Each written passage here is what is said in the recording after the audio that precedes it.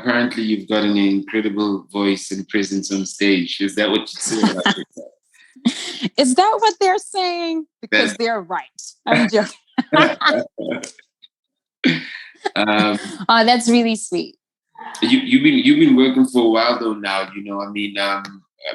I mean, from the Dots EP, Sammy Sosa single, and Better.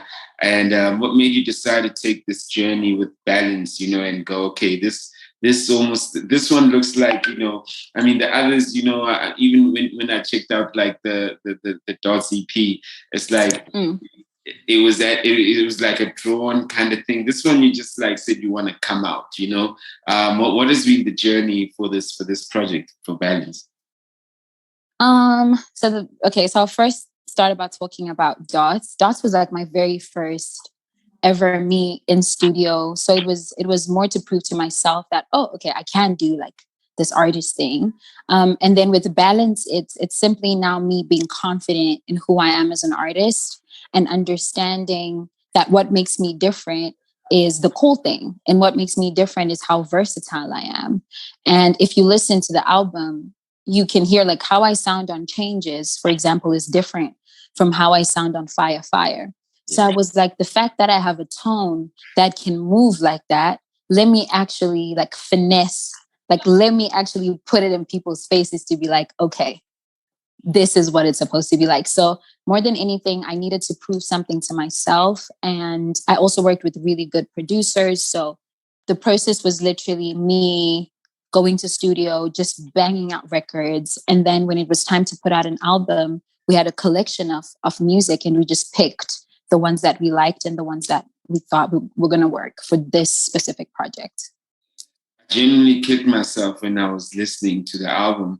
And because you talk about like how you switch tones, I kicked myself. I was like, oh man, I wonder if she could really do this with the voice, like the way I'm hearing it, So for missing the show, I really kicked myself because I was like, I actually really missed the like what you do with your voice is incredible as you kind of notice yourself, Thank you.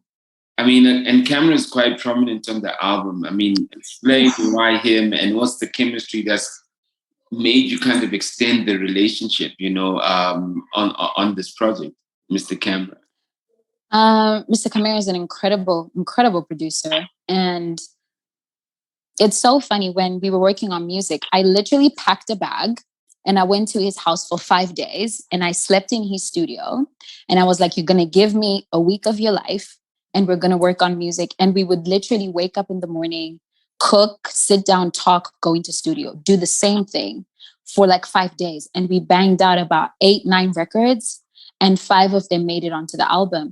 And what's so special about Mr. Camara is he knows how to get me to say not ratchet, but he knows how to get me. So I remember with BDE, I was like, but I'm scared to say, this word. And he was like, if you don't sing and show people like who you are, like we're wasting time. So I think he's someone who, we have such a good working relationship because we're also just friends. Yeah. So it makes it really cool. And I think a big part of creating good music that I think a lot of people don't see is the importance of just talking to your producer before you get into studio, just connecting and sharing what's in your head, because he now gets to your level and you're now on his level and you make something beautiful. So even with the album, I wanted to give him that respect because he did, invest so much time and energy into creating incredible music. So that's why I didn't list him as a feature or just as the producer. You see that he's featured there as an artist, even though vocally he didn't do anything, but it was just out of respect. Yeah. I mean, from a point of creativity, that just says a lot about the importance of you having a safe space, to completely get who you are. I mean, how do you take that confidence and conviction when you laugh and with new audiences, how do you take that same energy and bring it onto stage? What's so funny? I think Tiamo can even tell you, before I go on stage, it's like, actually not before, on this particular day, I struggle a lot with like being very social and everything. So before I was just like in a state of like meditation and freaking out. And then the moment I stepped on stage, it was like a completely different person. And I think that happens naturally because I love my music. And if you see me live, I don't even care if you're vibing to it. It's more like I'm having a good time. If you're going to have a good time with me, that's cool. Yeah. If you're not, that's your loss. And I think people pick up on that. You know, if you're having a good time, it's contagious. So I think that's what makes the live as good as it is. I mean, what impact did the Blood and Water theme song have on your career? I mean, what new relationship did it develop? You know, I see you got Grammy Award-winning producers up here. Come on now. What can we say? What can we say? You know, the Netflix deal was so incredible and more than anything, very humbling because a lot of African artists, big African artists submitted music. So for them to really believe in my sound like that was really more a win for me and my team because this is stuff that we talk about and they see how hard I work. And Netflix was impressed by, you know, the theme song I did for them for season 1. So season 2 for them to be like, let's basically have half of your album on the project was really good. And it's like, when I think about it, it's like, I have to work really hard. I have to work harder. So that's kind of what it does for me. It just kind of feels like a good foundation, but there's a lot of work that still needs to get done. What doors has it opened? Ooh. I think the first thing has to be, it has exposed me to a different fan base. That's the first thing, which is a big deal because you want people to actually consume the music. So it put me in a platform where people were able to access my music. And I think it gave my peers a lot of respect for me and a lot of like, oh, we see what you're doing now. We want to be a part of it. So now producers are reaching out, you know, artists, big artists, like, yo, let's collaborate, let's do this. And yeah, it's really cool. Yeah. I mean, I was checking the charts in Zim and, you know, I just always check the charts generally and there's a lot of them are piano, you know. I mean, last time I was there, reggae was quite big in Zim and maybe that might just expose how far ago I was there, you know. How's the reception from the R&B that you're doing? R&B has been great. Would you call what you do R&B? So, you know, some people get offended by the titles and the labels. No, don't even. I think, you know, music is very fluid. And I think I'm someone who doesn't listen to one soundscape. Yeah. I listen to multiple, you know, types of music. And I wanted to be authentic in how I presented my music in that sense, to be like, no person just listens to rap. You know, people listen to. So I'm going to give you guys an offering that showcases my inspirations as well. And when you mentioned R&B, it's so weird that on Apple Music, they actually gave me like a banner for R&B. And I was like, what? So they gave me like an R&B banner, an Afro banner, a like a ballad banner and a browse banner. And I'm like, that's crazy. And that's basically all the 3 major genres that are on my album. And they put my face as like the cover for that. So blew my mind. Incredible. That's incredible. I mean, from here, you know, obviously like this, for me, this also felt like I think the first EP felt like you were just trying to almost like, am I going to do this or what? You know, and you're like, I kind of like hearing myself, you know, and people like me too. I think they like me, you know. Now that we got to that point with balance, I mean, what heights do you hope this project kind of gets you to, so you can literally like set new goals based on those heights? You know, I mean, you know, you just don't get to the top. You literally get to this place, then you create new goals. You know, that's a really good question, but I think that's a really good question. You see, I'm even thinking about it. I think for this specific project, I want people to come out of it more than anything, connect with me as a person and as an artist. And I want people to be able to understand how I write, why I write the way I do, and what inspires me. And I think good things come from that. I think the most important thing as an artist is just connect with people, and everything else will happen from there. You know what I mean? I think that's my perspective. And I think obviously the team will have another perspective from a business end of things. But for me, is purely just about the arts and connecting with people. And yeah, and we'll see where that goes, where the universe kind of takes us. I love, I was just when I got into Calculate, the second track, even the track before Chandelier, I was like, yo, so you love like these rhyme patterns, you know? You like writing in like picked it up. Yeah. What inspires that? It's not even like a conscious thing, because when I write music, I'm a very emotive writer. I don't like write a song for 2 days. That's way too much. Like that's way too much persevering. I just cannot. So for me, if I hear a beat, what comes out first, that's it. So when I heard Chandelier, I was sitting on my bed, and I remember my best friend was in the other room, and I was struggling to record on my phone. I'm like, can you bring me your phone? And then she brought me a phone, and I pressed record, and I just did that whole like thing, like just feeling cocky. And I was like, yeah, and my city need a female and a phantom. Yeah. And it's just like, and I think at my lowest, I was so broke. I think rent was due. And I was just like, you know what? I'm gonna be, big one day, this is my time. And like looking back at it now, it was like a prophecy. I prophesy in my music about where I want to be. And one day I will have a phantom, one day. Of course, not just the city. In every city, you'll have one. Listen, we get it out in the universe. You know what I mean? Well, yeah. You know what I mean? Yeah. But that's why also when I was in Zim the last time, do you still stay in Zim or like you from Zim, but you're moving around? I'm from Zim, but I'm based here. I moved from Zim, I think, about 5 years ago. To SA, because I was finishing school and I was working here as well. Oh, okay. Because that's why I picked up I picked up while I was listening, when I picked up like the reggae inspiration, I was like, yeah, you know what I mean? I was like, oh yeah, she is from Zim, and I was like, how much has that influenced, the some of those songs, what were you listening to in that space,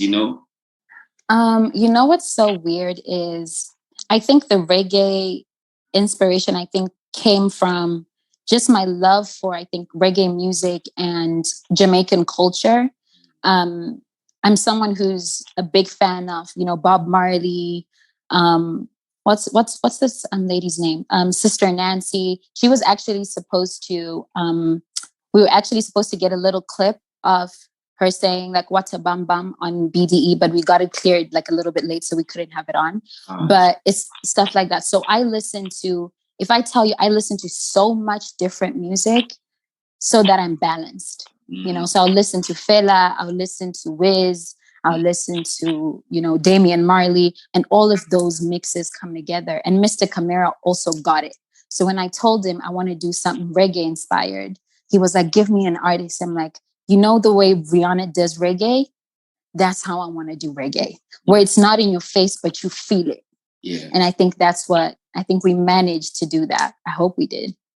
Yeah, no. I picked it up. I mean, with a person that literally has got so much range, and so much musical inspirations, when are you able to kind of distinguish when you are listening to music because you're enjoying the music, or you are listening to the music because you're studying, studying what's happening? Are you able to kind of see those lines and go, no, I'm just listening now, or do you just find yourself studying? How's that process for you? I think naturally I'm a very inquisitive person. Yeah. So everything I listen to, I think it's now subconscious. I can't just listen to music to listen to it anymore. Everything I start to understand, oh, this is the writing pattern. Oh, you can do it like this. Oh, you can switch it up like that. So I think naturally, because I'm a student and, Nipsey said something incredible. Nipsey Hussle is like one of my favorite artists. And he said, learn the game, you a student at best. And once you have that kind of perspective, everything you're trying to just learn, even here having this interview, I'm also learning, so you pick this up, so next time I'm listening to music, I'm going to start, doing the same thing. So I think it's just naturally, I think innate for me. Yeah. I mean, for me, obviously, like, to be quite frank, the team introduced me to you a week ago, when they invited me to the event, Yeah. And so I just did my digging a little bit, and did my research. I'm always interested in the human being. So right after the music, where we going? Where's the heart? Where's the heart? What does that even mean? It's like, as in, where's your heart at? You've got the music, that's a gift, right? But you're a human being, right? And with regards to that, whether you're using music as the weapon to change the world, if you want to change the world, it's like, what's the of life? I get you. All sitting where this is what moves me, and this is why I do it. Yeah. I love that question. So for me, I think one of the biggest motivations was the fact that I come from Zimbabwe, like I mentioned. And I think it was difficult for my family to accept my path because they never saw an example of a female Zimbabwean artist that actually, one, lived off of music, and two, succeeded in the business, not only locally, but on a different scale. We only had Oliver Mtukudzi.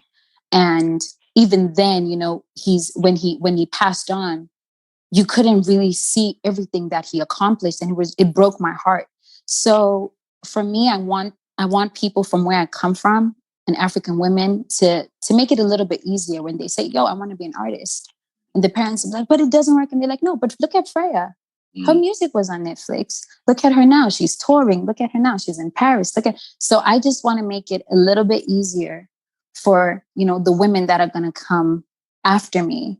And I just want kind of my journey to be an inspiration to people to be brave, bet on yourself, experiment in music, have fun. And I think as upcoming artists, I think people are so scared to put so many different sounds in an album because they're scared. What if people think I'm confused or don't really get me?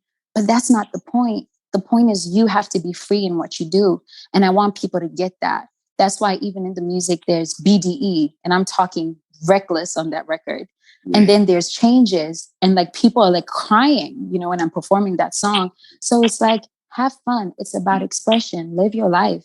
Everything else will fall into place when you fall into place. I guess it's if you're true with who you are, you'll see that you've got so much contradictions. And if you kind of accept and embrace those contradictions, they come out so authentic in your creation, which is the music, Exactly. That's really what I'm taking from that. That I could be EU, I could be BAD and BDEU, or I could just change. The vibes. Hey, man. Yeah. It's great meeting you. I just wanted to catch up with you, Thank you. Talks to FRYA. I've been trying to go, how do I pronounce the name, and what Thank you for asking. What is in the name? What is in the name, FRYA. Yeah. Yeah. So you know what it is? It's then this pretty girl comes out, and when you just saw a name, you think you're probably going to see someone in the kitchen, right? So what happens? What's in the name? I can't even deal with how many times people butcher it. I even put it on my Instagram bio. I think the next step is making merch, so it really sticks. But it's pronounced FRYA. It's like saying prayer, but with an F.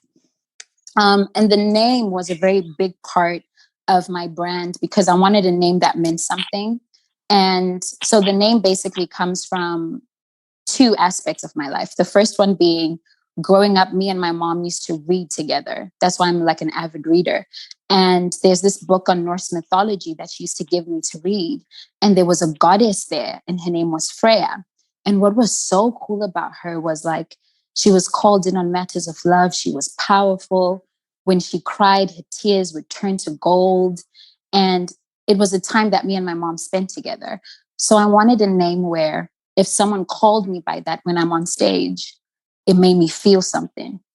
So I wanted a name that carried the time I spent with my mom and also carried the woman I've become. And I've turned a lot of my tears to gold, believe you me. So yeah, I think that's the significance of the name and where it kind of came from. I like how you described it though. Maybe on your bio you should say like prayer with an F. But with an F. Okay. I'll try that. Because I mean the way you're even describing it, it's almost like you could say you've been betting on yourself, and you wanted people to believe in something. It's a prayer, right? It's you prophesize it, right? So it is almost like a prayer to get to that point. But when you prophesize it, it becomes FRYA, right? Exactly. Because that's where slick comes from also. It's what I was called in the hood. So, I just, when I stopped rapping, I put it in the business, Slick on Life. You know what I mean? Yes, which is really cool. And you know what's so cool about the reason why I was also excited about having this interview is I remember vividly, I think I was I don't know if it was high school, like early high school. You guys put out a song, Squatter Camp. Yeah. When you guys were called Squatter Camp, and you put out a song called Umoya. Yeah. And there was this lady who was like singing, and it was just smooth. And it was like her and these hard dudes, and you guys were rapping in the streets. And I was like, this is so cool. And you guys brought in like that hip hop R&B vibe when in Africa people weren't really like doing it like that. So this was really cool for me to get to sit down and speak to you because you did something really important for the culture. And me seeing that and me seeing a woman who was able to sing like that and coexist with you guys, there's so much importance in what you see. Yeah. I'm glad that you saw that, and I'm glad that you are also now being a person that's being seen, and inspiring other people. So FRYA, the prayers up. Thank you. Thank you so much for having me.